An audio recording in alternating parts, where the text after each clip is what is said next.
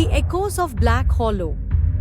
In the remote village of Black Hollow, nestled deep within a forgotten forest, there was a legend whispered only in the darkest hours of the night. The villagers spoke of the echoes, a chilling phenomenon that no one who encountered it survived to describe.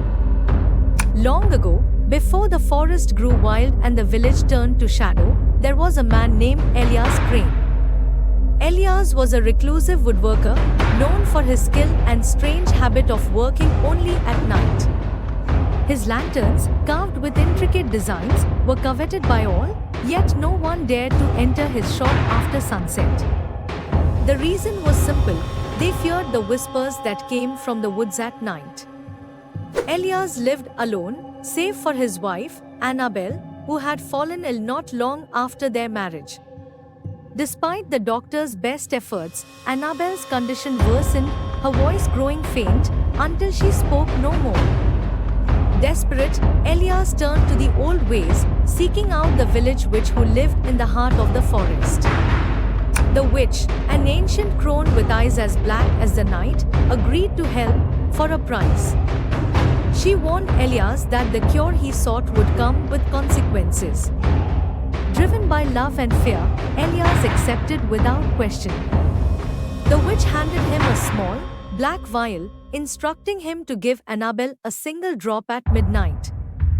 Elias returned home, his heart heavy with hope and dread. As the clock struck midnight, he administered the potion to his beloved. For a moment, nothing happened. Then, Annabelle gasped, her eyes snapping open as if awakening from a nightmare. Elias wept with relief, embracing her as she whispered his name. But the joy was short-lived. That night, as they slept, Elias was awakened by a soft whisper. At first, he thought it was the wind, but then he heard it again, Annabelle's voice, calling his name. He turned to her, only to find her sound asleep. The whispering continued, growing louder, more insistent. It was coming from the woods. Unable to resist, Elias followed the voice into the forest, lantern in hand. The further he went, the louder the whispers became, multiplying until they surrounded him. They spoke his name, over and over, in Annabelle's voice, yet something was wrong. The cadence was off, the tone distorted. Suddenly, the whispers stopped. Elias found himself in a small clearing, the moonlight barely penetrating the thick canopy above. In the center of the clearing stood an ancient, twisted tree, its bark blackened and cracked. From the tree's hollow came a single, long, drawn-out whisper, "Elias." Terrified, Elias turned to flee, but his feet wouldn't move. The roots of the tree snaked out of the ground, wrapping around his legs, pulling him towards the hollow. As he was dragged closer, he saw faces in the bark, twisted and contorted in eternal screams.